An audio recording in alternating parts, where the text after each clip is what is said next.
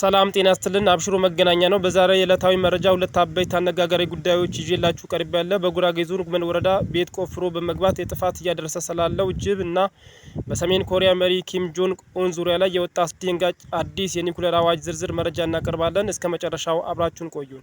በጉመን ወረዳ የጅብ ጥቃት ስጋት ቤት ቆፍሮ በመግባት ጅብን በጉመን ወረዳ የእንስሳት እልቂት ተከሰተ።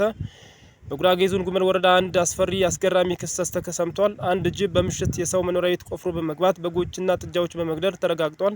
ጅቡ በርካታ እንስሳትና ከገደለ በኋላ አካባቢ ነዋሪዎችን ጩኸት፣ ርብርብ ተጨማሪ ጉዳት ሳያደርስ መከላከል ተችሏል። ቀደም ሲል በጠራራ ፀሐይ እንስሳትን ይወስድ የነበረው ጅብ አሁን ላይ ዘዴውን በመቀየር ቤት ቆፍሮ በመግባት ሰዎችን በመተናኮር መጀመሩን ከፍተኛ ስጋት ፈጥሯል።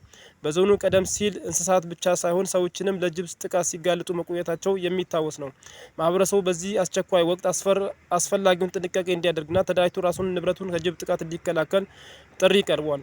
በሌላ ዜና የሰሜን ኮሪያ መሪ ኪም ጆንግ ኡን አዲስ የሞት አዋጅ መሪ ቃል ኪም ጆንግ ኡን ከተገደሉ ዓለም ትጠፋለች። የሰሜን ኮሪያ አዲስ ሕግ አጸደቀች። ክስተቱ ሰሜን ኮሪያ መሪያቸው ኪም ጆንግ ኡን በባዕድ ኃይል ከተገደለ ወታደራዊ ኃይሏ በአውቶማቲክ የኒኩሌር ጥቃት እንዲሰነዘር የሚያስገድድ አዲስ ሕግ አጸድቃለች።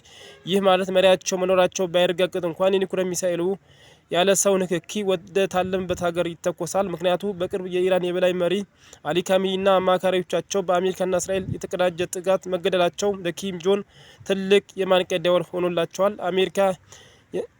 አሜሪካ መሪዎችን የማስወገድ ዲስክሪፕሽን ስትሪክ ሙከራ እንዳታደርግ ለማስፈራራት የታለመ ስትራቴጂ ነው እያሉ ሲሆን ወታደራዊ ዝግጅቷ ከዚህ በተጨማሪ ሰሜን ኮሪያ 60 ኪሎ ሜትር ርቀት የሚተኮስ የደቡብ ኮሪያ ዋና ከተማ ሲኦልን በቀጥታ ኢላማ የሚያደርግ 155 ሚሊ ሜትር ተንቀሳቃሽ መድፍ በድንበር ላይ እያሰማራች ትገኛለች። የኮሪያ ምድር ውጥረት አሳሳቢ ደረጃ ደርሷል። ለዛሬ የያዝንላችሁ መረጃ እነዚህ ይመስሉ ነበር። መረጃዎች ለሌሎች እንዲደርስ ላይክ፣ ሼር ማድረጋችሁን አትዘንጉ። እንዲሁም ሀሳብ አስተያየታችሁ በኮሜንት ላይ መስጫው ላይ አስፍሩልን። ከአብሽሮ መገናኛ ጋር ስለቆያችሁ እናመሰግናለን።